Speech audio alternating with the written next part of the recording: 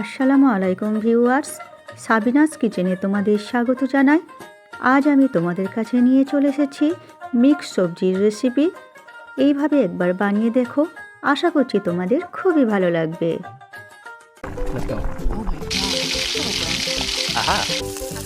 Yes.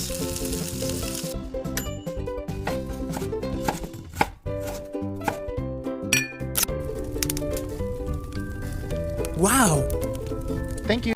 আমি এখানে গাজর, ক্যাপসিকাম, বিনস আর আলু সরু সরু করে কেটে রেখেছি। ফুলকপি কেটে আমি নুন দিয়ে ভিজিয়ে রেখেছি।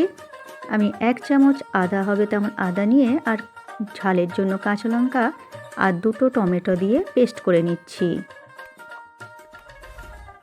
আরেকটি মশলা করছি, 2 চামচ পোস্ত, 2 চামচ চাল মগজ আর দিয়ে দিচ্ছি আমি 7 থেকে 8টা কাজু বাদাম দিয়ে একসঙ্গে পেস্ট করে নেব। এরপর কড়াইতে সর্ষের তেল দিয়ে ভালো করে গরম করে নিয়ে এক এক করে আমি সমস্ত সবজি ভেজে নেব। প্রথমে আলু দিয়ে তাতে পরিমাণ মতো লবণ দিয়ে আলু আমি ভালো করে ভেজে নেব। আলু ভালো করে ভাজাতেই নরম হয়ে যাবে। আমি ভেজে আলু তেল ঝরিয়ে তুলে নিচ্ছি।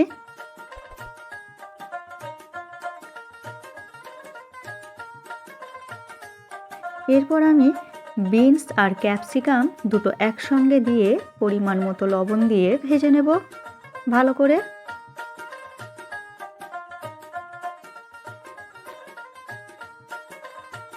আমি এখানে সমস্ত সবজি আমি ভালো করে ভেজে নেব, ভাজাতেই সেদ্ধ হয়ে যাবে এমনভাবে আমি ভাজবো।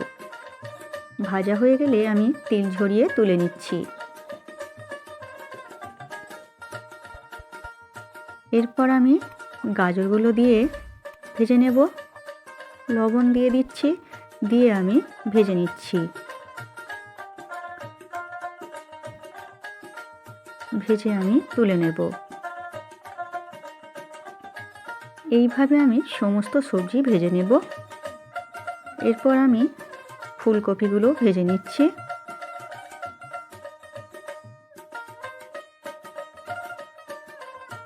লবণ দিয়ে দিচ্ছি, দিয়ে ফুলকপিগুলো আমি ভালো করে ভেজে নেব। আমার রেসিপিটি তোমাদের এই পর্যন্ত পছন্দ হলে একটা লাইক করে দিও। পরবর্তী রেসিপি কী পেতে চাও সেটাও কমেন্ট করে জানিও। আমি ঘুরিয়ে ঘুরিয়ে ভালো করে আমি ফুলকপি ভেজে নেব। ভাজা হয়ে গেলে ফুলকপি আমি তুলে নিচ্ছি।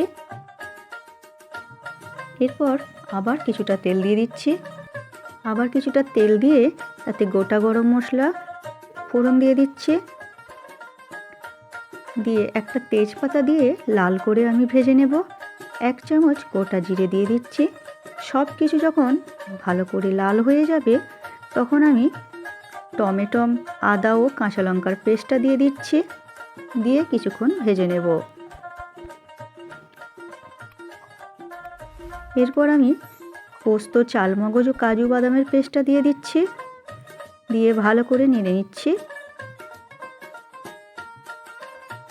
দিয়ে দিচ্ছি 1 চামচ কাশ্মীরি লঙ্কা গুঁড়ো, 1/2 চামচ হলুদ গুঁড়ো, 1 চামচ ভাজা ধনে গুঁড়ো, 1 চামচ ভাজা জিরে গুঁড়ো দিয়ে মশলা আমি কষিয়ে নেব। মশলা আমি অল্প আঁচে কিছুক্ষণ কষিয়ে নিচ্ছি। এরপর দিয়ে দিচ্ছি 1 চামচ গরম মশলা গুঁড়ো। সব কিছু দিয়ে আমি মশলা অল্প অল্প করে পানি দিয়ে কিছুক্ষণ কষিয়ে নেব। মশলা কষানো হয়ে গেলে অল্প করে পানি দিয়ে আমি সমস্ত সবজি দিয়ে দেব।